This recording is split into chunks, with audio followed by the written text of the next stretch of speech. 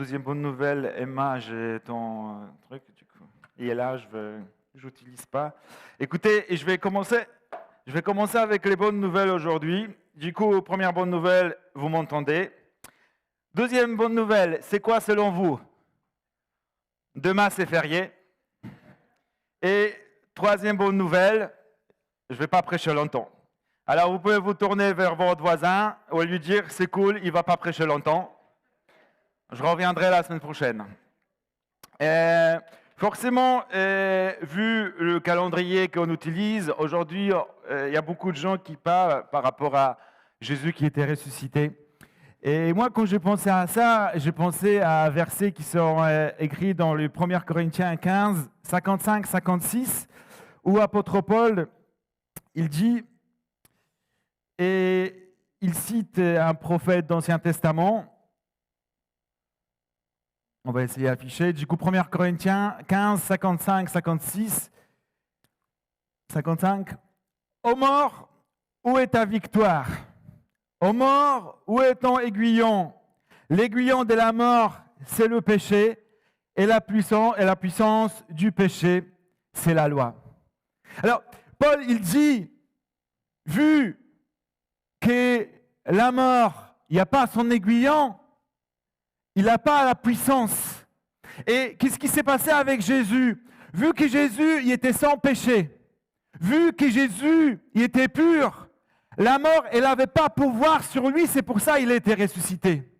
Vous savez, une fois, il y avait un prédicateur qui marchait le long de la mer de l'océan en Floride, et il voit, vous savez, les gens qui sont assis comme ça, qui jouent sur un flûte, et il y a un serpent qui sort. Vous savez, et il y a un serpent qui sort. Et du coup, les gens qui étaient autour, ils étaient impressionnés. Ils disaient, bah, le gars, entre guillemets, il maîtrise le serpent. Le serpent, c'est super dangereux.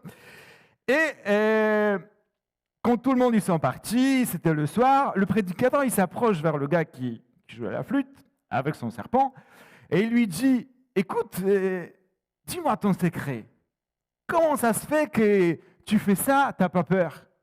Il dit, c'est simple, on a enlevé le venin du serpent.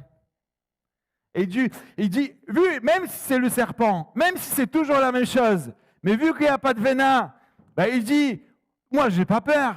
C'est la même chose, si on va enlever les dents d'un chien, on ne va pas avoir peur. Et la même chose, qu'est-ce qui s'est passé? Paul, il dit, alors la mort, il est où ta puissance? Alors, la mort, vas-y, t'es plus malin là, t'as perdu tout, qu'est-ce qui nous faisait mal? Parce que la puissance de la mort, c'était le péché. Et la puissance du péché, c'était la loi. Et les deux choses, Jésus, il a vaincu. Les deux choses, Jésus, il a accompli. Mais je vous assure, ce n'est pas le sujet de ce matin. Alors, je voudrais qu'on ouvre un psaume.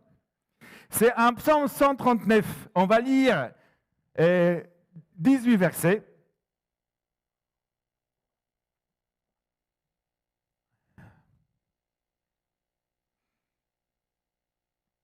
Alors, psaume 139, à partir du verset 1 jusqu'au 18. J'ai la version Parole de vie, je pense. Alors, si vous avez des portables, cherchez. Si vous avez la Bible, c'est top. Vous cherchez psaume 139, 1 jusqu'au 18. Seigneur, tu regardes jusqu'au fond de mon cœur et tu me connais. Tu sais quand je m'assois et quand je me lève. Longtemps à l'avance, tu sais ce que je pense. Tu sais quand je marche et quand je me couche. Et tu connais toutes mes actions. Je n'ai pas encore ouvert la bouche et tu sais déjà tout ce que je vais dire. Tu es derrière moi, tu es aussi devant moi. Tu poses ta main sur moi. Tu me connais parfaitement. Pour moi, c'est trop beau. Cela dépasse tout ce que je peux comprendre. Ou aller loin de toi, ou fuir loin de ton regard. Si je monte au ciel, tu es là, et si je me couche au milieu des morts, te voici. Si je m'envole sur les ailes du matin, sur les quoi? Ah, c'est bien, ok, bon, ça marche. Pour aller au-delà des mers, même là, tu me conduis par la main et tu me tiens solidement. Je peux dire, je veux me cacher complètement dans l'obscurité, que le jour devienne nuit autour de moi. Mais pour toi, même l'obscurité est lumière et la nuit est claire comme le jour. Obscurité ou lumière, pour toi, c'est la même chose. C'est toi qui as créé ma conscience. C'est toi qui m'as tissé dans le ventre de ma mère. Seigneur, je t'ai dit parce que tu m'as créé. Oui, mon corps est étonnant et très beau. Dis à ton voisin, ton corps est étonnant et très beau. Ce que tu fais est magnifique, je reconnais. Quand tu m'es formé dans le secret, quand tu m'es brodé dans le profondeur de la terre, tu voyais tout, rien n'était caché pour toi. J'étais à peine formé et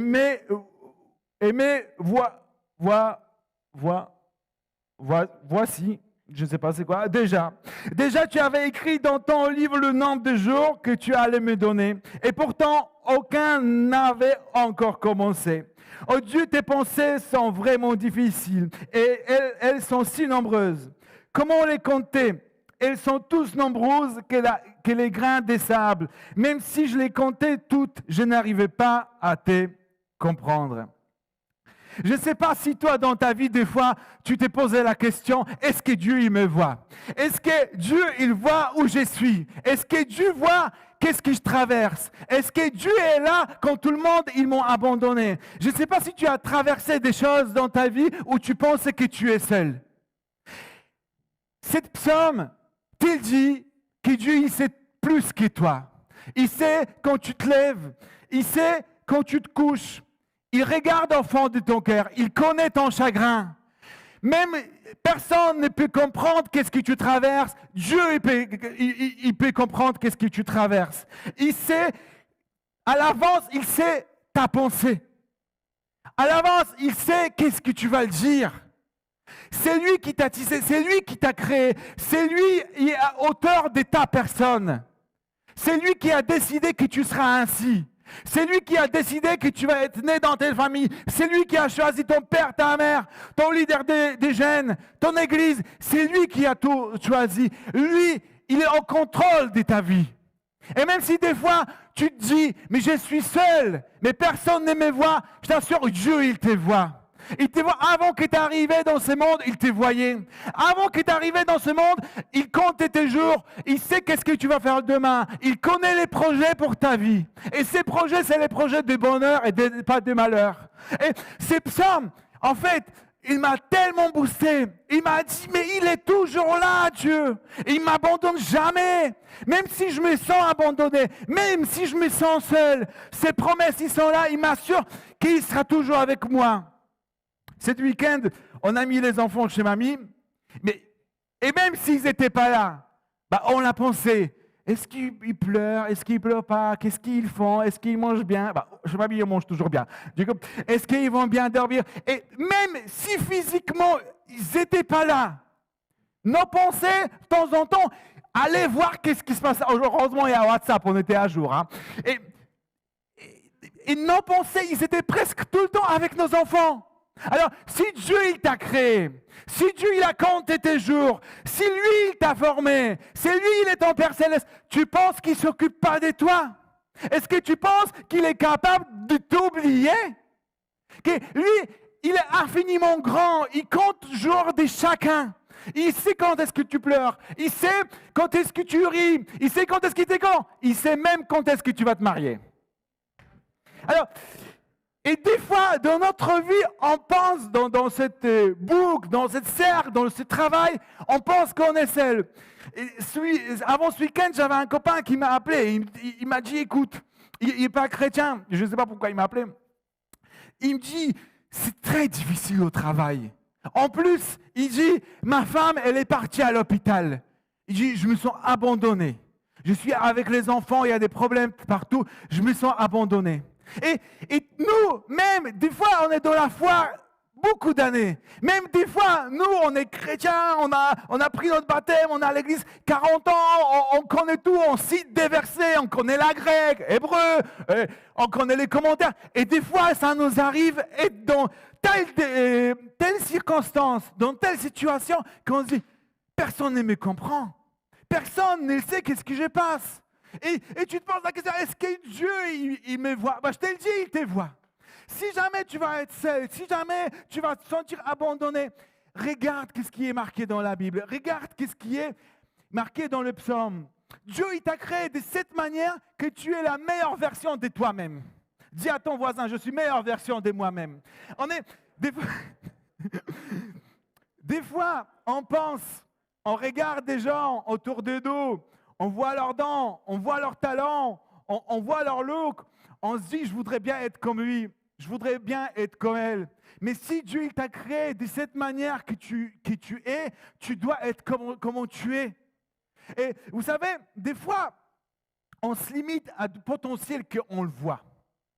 Regardez, si moi j'ai des enfants, du coup, je le sais que quelque part, ils peuvent avoir des talents, des prédispositions, des choses que moi j'ai ou ma femme. Par exemple, s'il y a une famille où les gens ils chantent, voilà, on sait que les enfants ils peuvent chanter.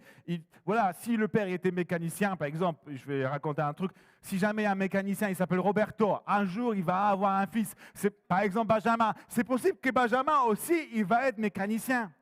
Et vous voyez, par rapport à les parents, on prend cet héritage intellectuel, cet héritage manuel, et du coup, comme mon père il était, comme mes parents ils étaient, il y a une forte chose que je vais hériter certains traits de caractère et je vais le ressembler. Mais du coup, quand vous êtes né de nouveau, quand vous acceptez Jésus-Christ, et c'est Dieu qui est votre Père, votre potentiel y est comme votre Père. Les dons que vous avez, les talents que vous avez, ils ne sont pas limités par qu'est-ce que vous le voyez, ils ne sont pas limités par vos parents, ils ne sont pas limités par des choses, mais ils sont, je veux dire, limités, ils ne sont pas limités, ils sont définis par votre Père. Et regardez, quand Dieu il a créé Moïse, est-ce que Dieu il a créé Moïse? Oui. Est-ce que Moïse a bégayé? Oui. Alors, Moïse, il est là, il est créé par Dieu, il est meilleure version de lui-même. Moïse, il est la meilleure version de lui-même, mais il bégaye. Et Dieu lui dit, écoute Moïse, il l'appelle, il dit, Moïse, tu vas aller voir le Pharaon. Maintenant, il y a un conflit. Le gars, il bégaye, en plus, c'est Dieu qui l'a créé comme ça. Et Moïse, il dit, oui, mais Dieu, je bégaye. Et qu'est-ce que Dieu l'a fait? Mince, j'ai oublié. T'as vu, Michel, Gabriel, on a oublié que Moïse bégaye. On a choisi mauvais. Non, il l'appelle dans ses faiblesses. C'était la faiblesse de Moïse. Du coup, Dieu, il l'appelle dans la faiblesse de quelqu'un pour montrer que la puissance que tu as, que la force que tu as, ne vient pas de toi, il vient de Dieu. Regardez, aujourd'hui, vous pouvez penser que pour moi, prêcher, c'est facile. C'est, voilà, hop. Mes premières prédications, mais je vous assure, moi je me rappelle le jour, j'étais là devant, l'église y était là, et moi j'ai pris Jésus avant que je prêche. Reviens, prends ton église, avant que je monte, avant que je prêche. Il n'est pas revenu, c'était une bonne nouvelle, on est encore là, mais Jésus il revient bientôt. Du coup, on voit que notre potentiel qu'on a, il est défini par notre Père spirituel.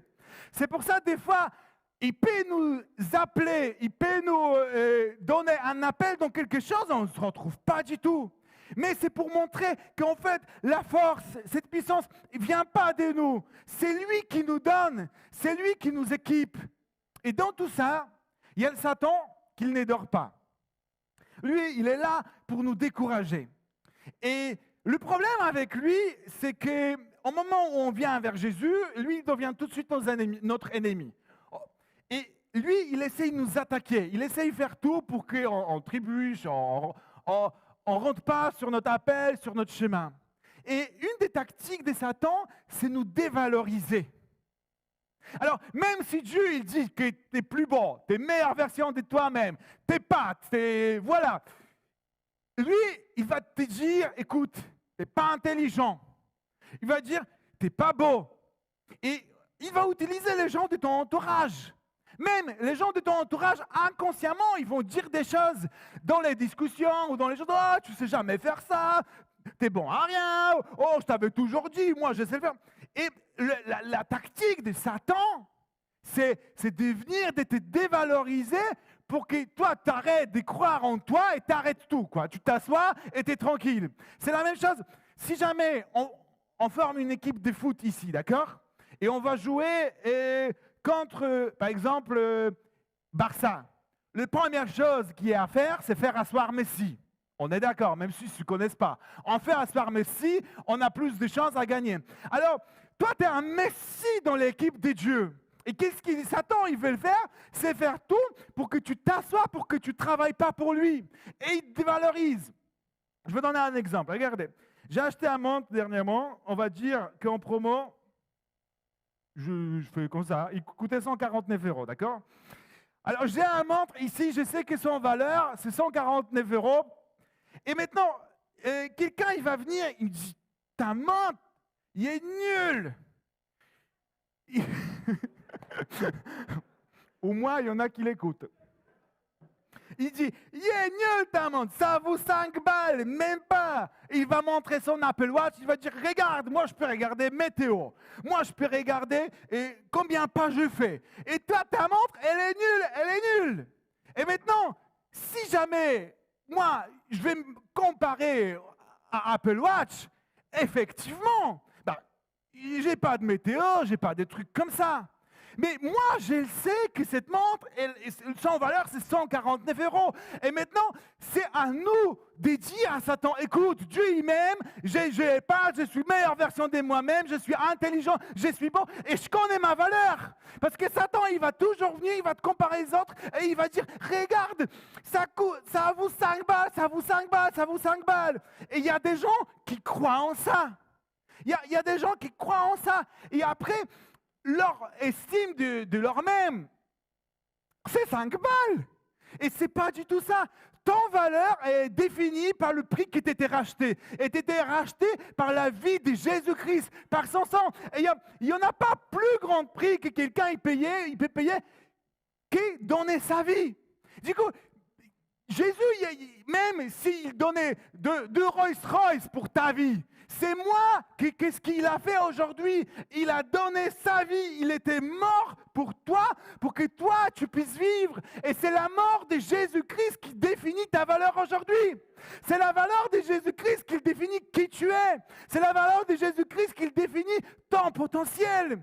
Et Satan, il fait tout dans notre vie pour que nous étouffons, pour que nous asseyons, pour que nous fassions rien pour sa gloire.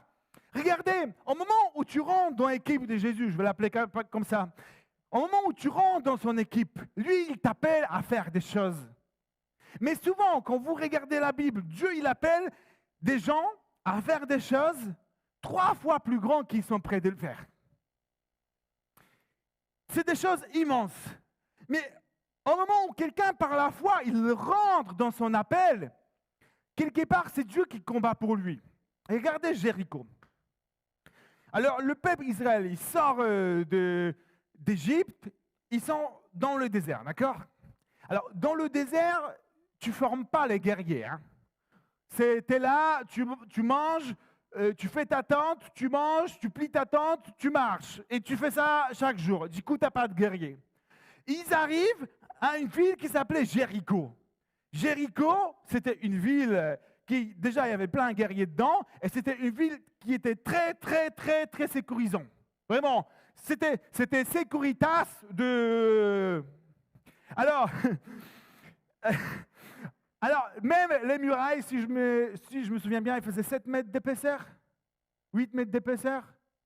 Les murailles de Jéricho, juste, alors, vas-y, même aujourd'hui, faire un trou.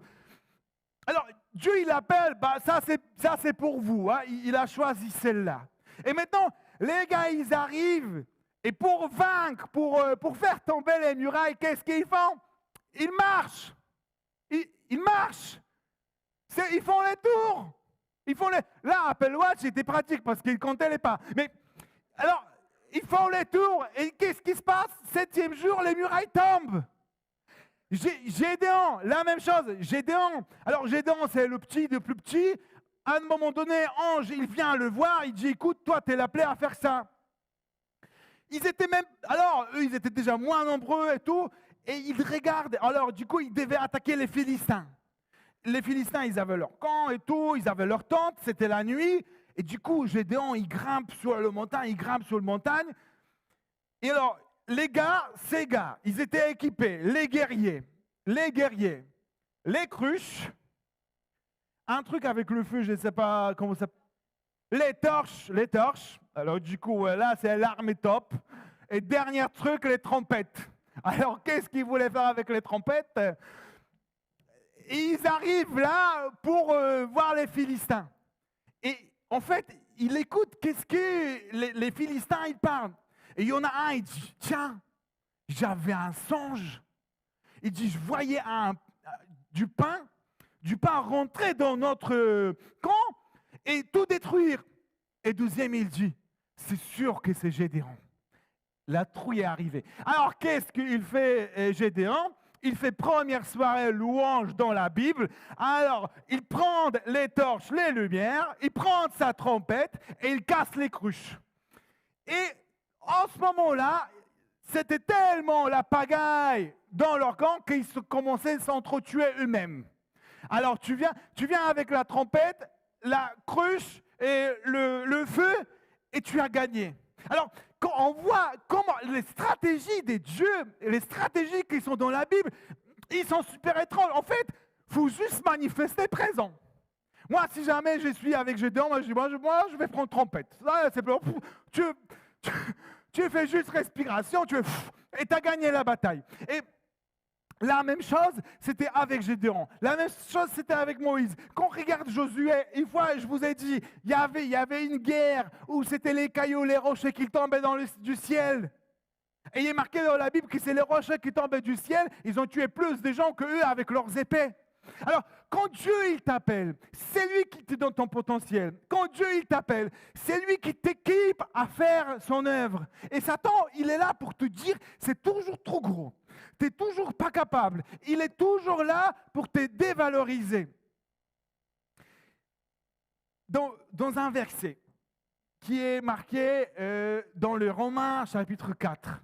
Mais moi, ce verset-là, je me souviens super bien parce que c'était un verset que Yosh, une fois, il a cité. Alors, quand je lis ce verset, j'associe à Yosh. Le verset, il dit que Dieu, il appelle à l'existence les choses qui n'existaient pas. Il parle ça dans le contexte d'Abraham. Il était vieux, sa femme elle était vieille, il avait les enfants, ils ont su avoir les enfants. Il l'appelle à l'existence, 22 minutes je prêche. Je finis là. Il appelle à l'existence les choses qu'il n'existait pas. C'est pas qu'il prend quelque chose, il prend un truc et il bidouille pour faire quelque chose. Non, il ne fait pas. Il l'appelle à l'existence. Ça veut dire qu'il n'y a rien, zéro, nada, rien, et il crée quelque chose. Et quand on regarde le peuple juif qui a sorti d'Égypte, alors il sort d'Égypte, derrière il y a l'armée égyptienne, d'accord? Des deux côtés il y a des montagnes, devant il y a la mer. Alors qu'est-ce que Dieu il fait? Il fait un truc extraordinaire. En fait, il crée une solution au milieu où il n'y a pas de solution. Il a créé la solution là où il n'y avait pas de solution. Et dans notre vie, des fois, on peut être dans les endroits où on pense qu'il n'y a pas de solution pour nous. Il n'y a pas de solution pour moi. Il n'y a pas des choses qu'on pense. Mais Dieu, il est capable de pas juste faire quelque chose, mais créer, appeler à l'exister la solution pour ta vie. Et vous savez, Satan, souvent, il veut nous décourager. Satan, il veut nous faire taire. Satan, il veut nous faire étouffer. Satan, il veut qu'on arrête. Satan, il veut qu'on fasse une pause. Mais Dieu, il a mis des choses dans ton cœur. Dieu, il a mis le feu dans ton cœur. Il a mis des passions dans ton cœur. Et lui, il est auteur des passions et des choses qu'il veut que tu fasses pour lui. Il y a des gens qui, depuis petits, il y a 4 ans, il veut être leader des louanges. D'où ça vient? Il y a des gens qui ont 5 ans, il veut ouvrir un orphelin. D'où ça vient? Il y a des gens, il y a des enfants qui ont 6 ans, il veut être évangéliste. Dieu, il a mis depuis que les enfants ils sont petits, il a mis dans ton cœur, dans mon cœur, des passions, les projets pour lui. Et Satan, qu'est-ce qu'il veut? Il veut étouffer ça. Il veut dire que tu n'es pas capable. Il veut dire que ce n'est pas bon le temps. Il veut dire que rien va. C'est pour ça que je voudrais finir.